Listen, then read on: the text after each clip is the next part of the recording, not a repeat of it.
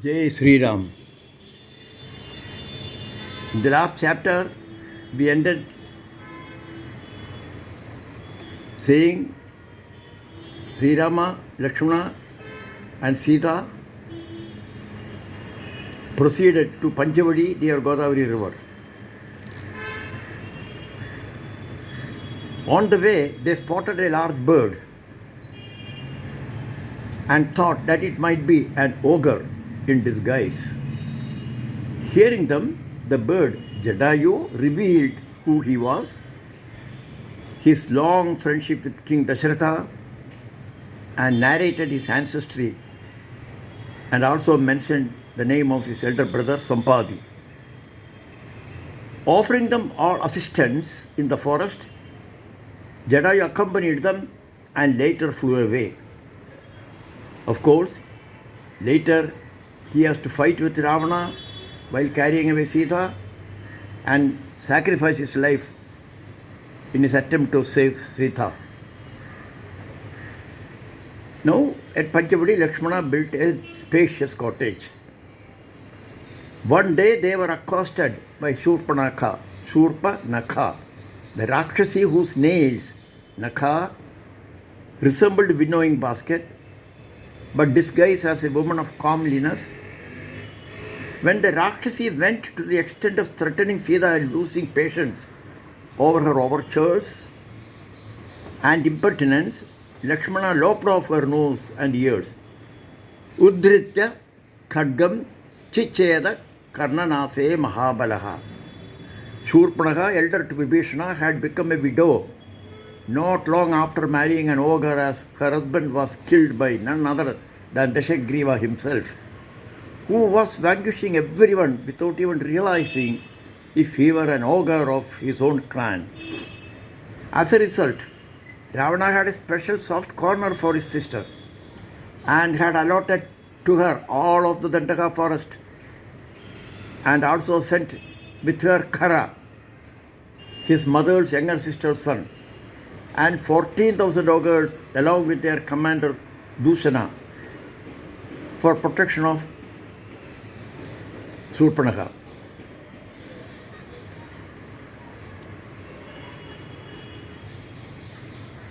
The badly hurt Shurpanakha rushed to Khara and others and asked them to teach a lesson to Sri Rama and Lakshmana.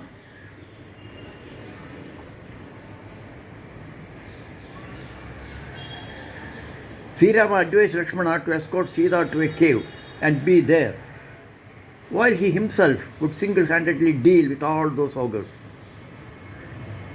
After a fierce fight, first the 14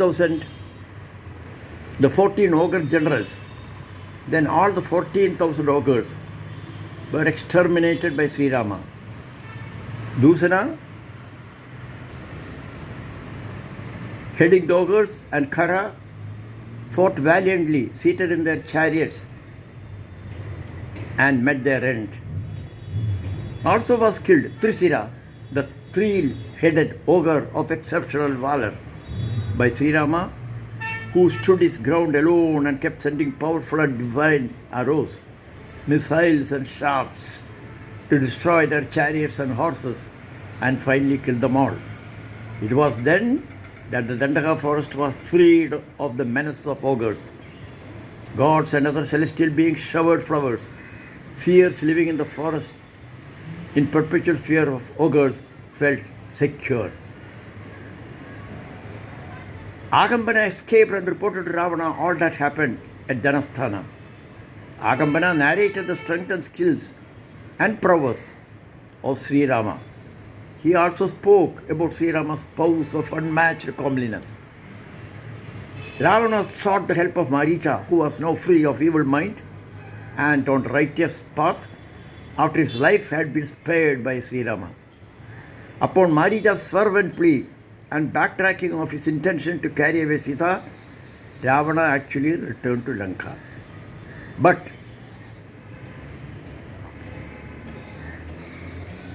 soon Shurpanakha showed up.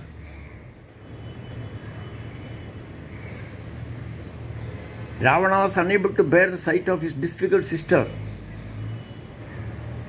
who falsely reported that her ears and nose were lopped off by Lakshmana while she was only trying to bring the most comely Sita of incomparable beauty to Ravana.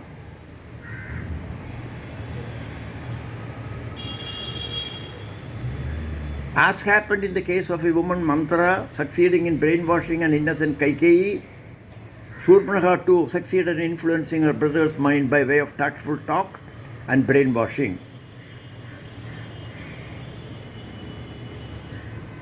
This was necessary in order to get Sri Rama to the forest, and now for Sri Rama to go to Lanka to mete out the end to both Ravana and Kumbhakarna as ordained.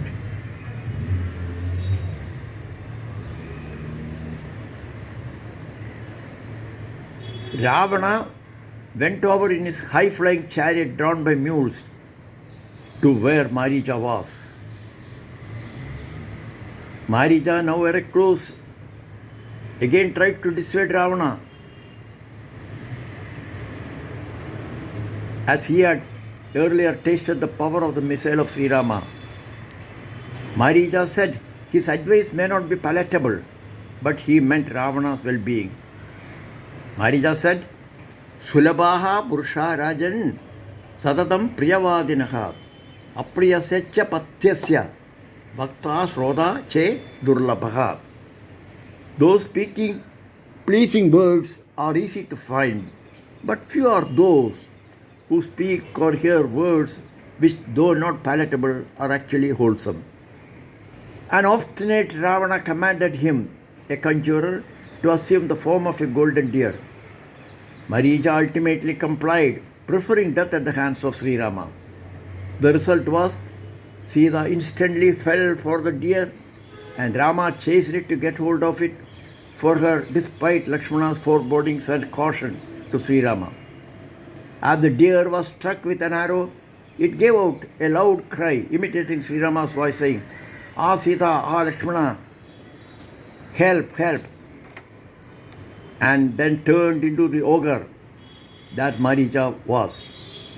Mistaking the voice as coming from Sri Rama and fearing for him, Sita demanded Lakshmana, who was at guard at the cottage, to post haste go and save Rama. Although Lakshmana sensed some ill omen and hesitated, uncharitable, sharp words spoken by Sita left him with no alternative but to invoke the Vanadevadas, the forest deities, to protect Sita, and then left looking for Sri Rama. Aranyakanda, Kanda 45 has Lakshmana invoking the deities in the forest. Rakshandu Tvam Vishalakshi Samagra Vanadevataha.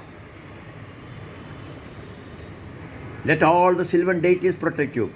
There is no mention of drawing a protective line or the Lakshman Rekha.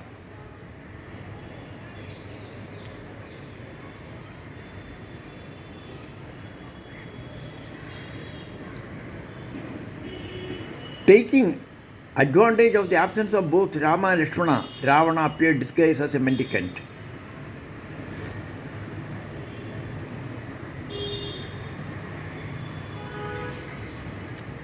Seeing a holy person at your door, Sita extended to him the customary courtesies due to a Brahmana. And this was what she said. Padyam pradigrihyadam idam che siddham vanajam uttamam bhujyatam. Wash your feet with this water. Partake of these edible produce of the forest. There is no mention of the Brahmana telling Sita to cross any line to offer him the bhiksha. That is the alms given to Brahmanas. Appearing as a holy person, Ravana started querying why a woman of her comeliness and tender of body was living in the forest and who she was. Sita narrated her life history from the time King Janaka got her while ploughing, Sri Rama marrying her after breaking the divine vow, her happy days in Ayodhya for a period of 12 years, and then going on exile to the forest in the 13th year in order to help Sri Rama fulfill his father's solemn word to consort Kaikeyi.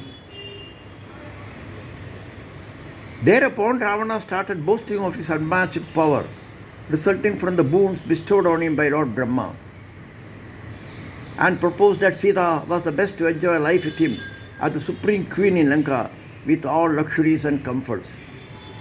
Sita's scornful response and advice to Ravana had no effect on him.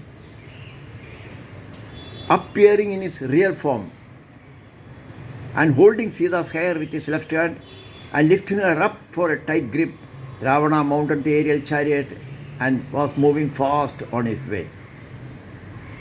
At that moment, divining Sita violently hitting Ravana with her hands, Lord Brahma exclaimed, Kritam karyam iti Srimad Vyajahara Pitamaha. Purpose accomplished, said the Pitamaha, the creator. The reason was that Sri Rama had to go to Lanka and put an end to both Ravana and Kumbhakarna and thereby give them salvation as ordained.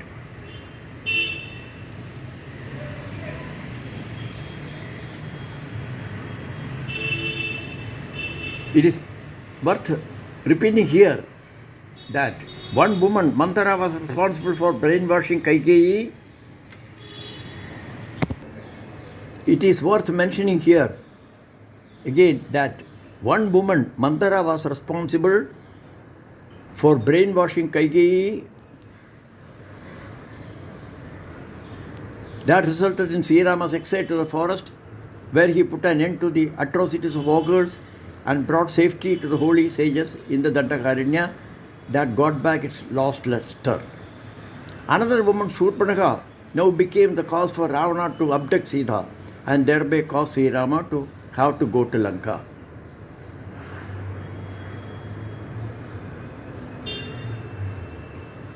As Lakshmana was advancing looking for Sri Rama met Lakshmana, and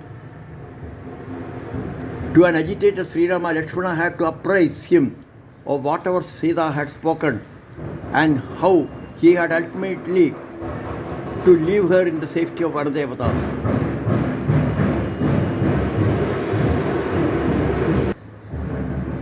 Jatayu tried to intercept Ravana in order to save the wailing Sita Devi, but lost his life as the cruel Ravana cut off his wings. Sita could only throw down her jewels in the hope that Rama would see the same and know the direction where she had been taken away. Back in Lanka with the helpless Sita, Ravana kept her in the Ashokavana. Sri Rama and Lakshmana grew anxious for the safety of Sita and kept searching for her. They came across Jatayu, from whom they came to know that Ravana had abducted lonely Sita from the hermitage and proceeded in the southern direction. Jatayu breathed his last after explaining how he did his best to fight with Ravana, who cut off his wings and put him on the verge of death. They duly performed the last rites due to Jatayu, who breathed his last. The dense forest through which they trekked was such as to evoke fear and anxiety.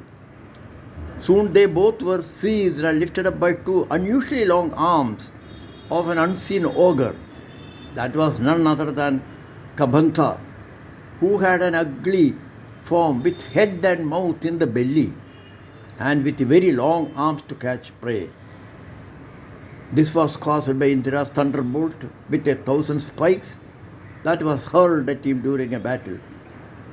Before they realized what was happening, both saw themselves on the shoulders of the huge weird form of Kabantha. He was the son of Kashyapa's wife Danu. He had an enormous and charming form. He used to harass and devour even rishis. Once the sage Buddhisira had cursed him to be in such an ugly form until he was killed and cremated by Sri Rama, after which he would get back his pristine form and attain final beatitude. Once Kabantha's long arms were severed by Rama and Lakshmana, he remembered the sage's words and requested Sri Rama to duly cremate him, after which he would regain his lost power and form and then be able to help Rama on the path to find his lost spouse. Once the funeral pyre was lit, there arose the effulgent form of Kabantha. He now advised them to proceed to the hermitage of Matanga Muni, where Shabari was waiting for salvation after serving Rama. They were thence to proceed to Shimukha mountain. Over there, they would meet Sugriva, a powerful and good monkey who was living in exile, fearing death at the hands of his elder brother Vali, the leader of monkeys. Rama was advised to have Sugriva's friendship, as that would help him to reach out to Sita wherever she was being kept by Ravana. Sri Rama and Lakshmana accordingly reached the hermitage of Sabri, who was waiting for them in the ashram where she had been living for years, serving Rishi Matanga at Matanga ashram. Now she was alone and waiting for the day for Sri Rama to visit the holy ashram.